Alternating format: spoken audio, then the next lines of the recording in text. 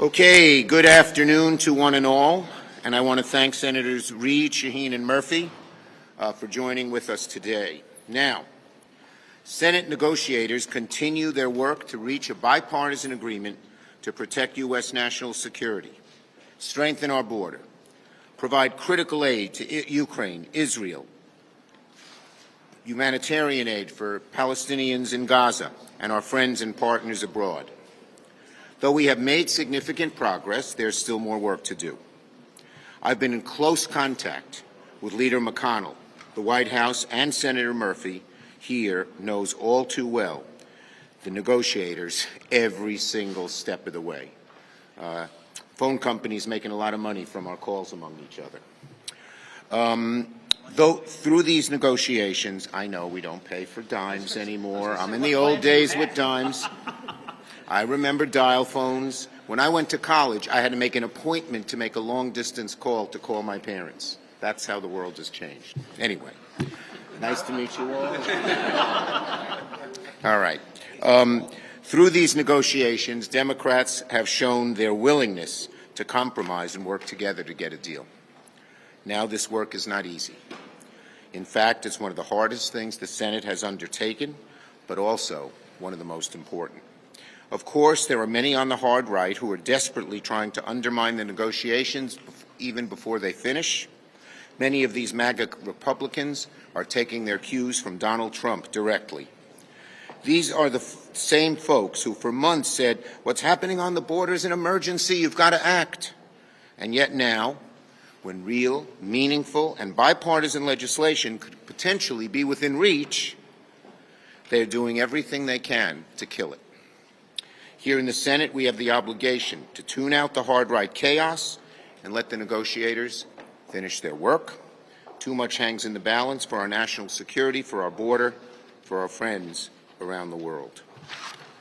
That is especially true of the war in Ukraine. Almost 2 years ago, Putin commenced his illegal invasion, and the war now stands at a turning point. And one place McConnell and I see eye to eye on is how crucial it is to aid Ukraine. It's a moment in history. It's a pivot moment. If we don't do it, did you read this morning that now Russia's been even further buttressed with armaments from North Korea? And within a short matter of time, Ukraine could be defeated, and the world will change, and every American will feel the consequence of that for years to come. So this is a crucial fulcrum moment where we must do our best and stand together. So, to my Senate colleagues, Democrat and Republican, the matter's quite simple. As President Zelensky told us, if Congress fails to act, Ukraine faces defeat. And don't just listen to him. Listen to the Russian state TV praising the U.S. inability to pass funding, praising Republicans and Leader McConnell, they said, for their role in holding up funding for Ukraine. And make no mistake, as I said, this is just a crucial moment. We feel this passionately. This is a moment when the actual substance makes a huge difference, not the number of phone calls, and not what you hear, from the hard right. No, it's a crucial moment. We dare not go down the road of defeat. We dare not shrink from our sacred obligation to defend democracy in its hour of need. Our friends in Ukraine need our help, and we must answer the call. Senator Reid. Well, I want to echo Senator Schumer's strong support, indeed our whole caucus support for the supplemental, but particularly aid to Ukraine. And let me take a moment to highlight what's at stake here. Very simply, if Ukraine loses, the United States loses, because Putin will not be stopped by undermining Ukraine. He has a vision which, if we allow him to proceed, encompasses other countries, encompasses NATO countries. And if NATO is involved, then we are involved. I would rather send the resources in the supplemental than young Americans to contest Russia. Our economic interests are at stake. and so is, I suggested, the future of our strategic partnerships. And as Senator Schumer mentioned, it was reported last week that Ukraine is running out of artillery ammunition while the Russians are being supplied by the North Koreans. It's imperative that we step up and provide Ukraine with the ammunition, with the platforms, with the tools they need to defend themselves. Last week we had a very productive meeting, a bipartisan meeting, bicameral meeting with the President. And I hope that leads to successful bipartisan action.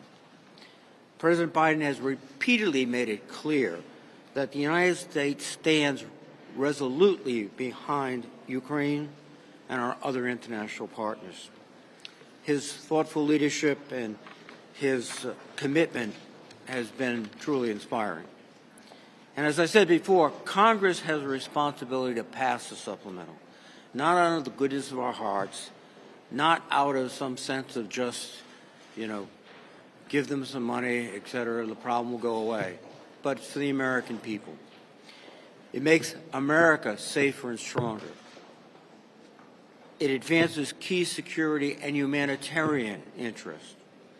It reduces the threat of armed conflict from spiraling and spreading, and that is one of the major concerns we have at the moment. It keeps our commitment to allies and partners. America has been and is the most trusted nation in the world. That's why we have allies. If we abandon Ukraine, then we will lose the trust of many other nations.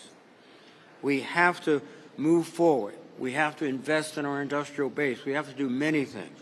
But the first step is to support the people of Ukraine in their struggle against autocracy. We must do that, and I urge all my colleagues to join us. Senator Shaheen. Well, thank you, Senator Schumer and Reid and Murphy. I'm here really to echo what we've heard from Senator Schumer and Reid. We are nearly 2 years into this war in Ukraine, and despite all of the Russian missiles that have been fired, all of the barbaric attacks, Ukraine continues to stand. I had the opportunity on Friday to visit a refugee center in New Hampshire, and I met with several Ukrainian women who were here. One woman was very thankful that she had been allowed to go back to the funeral of her brother who had died in the war. Another woman and her children were from Mariupol, and they talked about the horrors at the end of the siege of Mariupol. No, Putin isn't just waging war against Ukraine. He's targeting the very foundation of democracies around the world. And make no mistake, this war seems like a long way off for so many people in the United States, but this is about what happens here in America as well. I have 4 grandsons. I don't want 2 or 3 years or 5 years from now to see my 4 grandsons have to go off to fight a war in Europe or Asia because we didn't take the action that we should be taking right now to support Ukraine.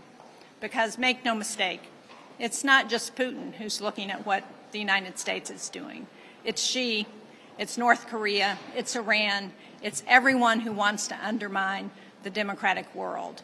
So our action now is critical. That's why we must support this supplemental and get it across the finish line. Thank you. Senator Murphy. Thank you, Senator Schumer. We've gotten to the point where the crisis for Ukraine is not theoretical, it's not prospective, it is here and now.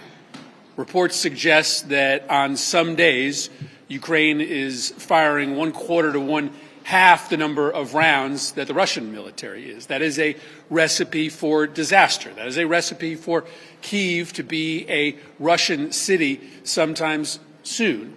The whole world is watching and asking a simple question. Does the United States stand up for its friends? Does the United States stand up for democracy?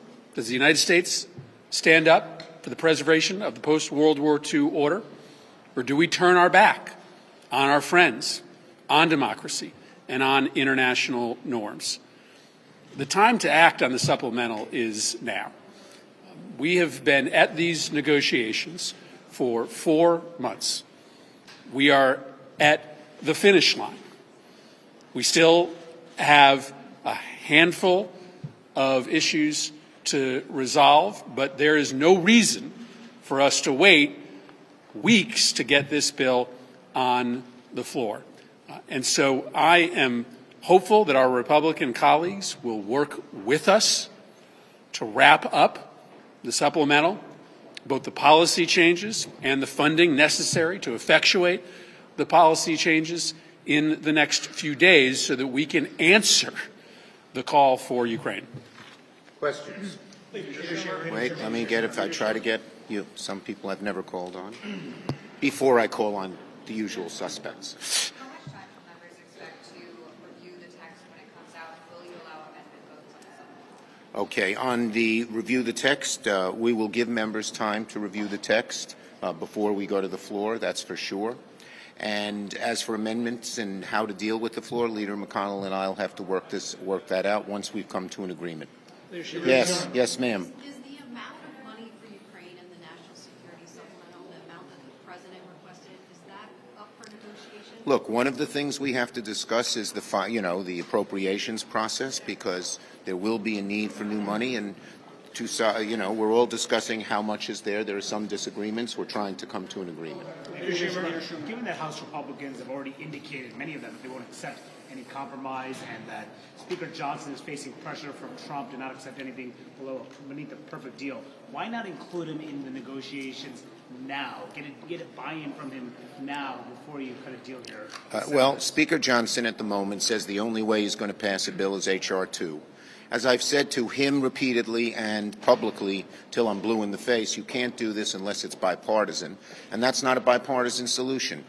Senator McConnell and I both believe that the Senate moving first with a hopefully as good a margin as we can get will then help us prevail upon the House to do something bipartisan as well. Yes. Do you expect the border funding in this bill to rise above $14 billion with the changes? Yeah. And will does the text of the bill have to be out by tomorrow in order to begin this week on the bill? Okay. On the first question, border funding is something we're discussing. I'm not going to get into the details of negotiation.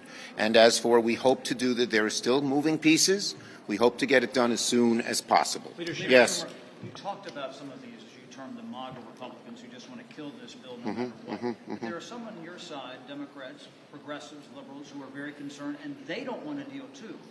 What do you say to them? How do you weigh this out between those on both sides? We're trying to get the best bill we can that solves problems at the border, funds Palestinian aid and humanitarian aid, helps fund Israel, and above all, gets money to Ukraine. And we're all going to have to, no one's going to get everything they want, but we're all going to have to pull together for the good of the country. Someone back there. Yeah. Follow up on the timing of this. How long specifically, in terms of weeks, do you have a specific number of how long?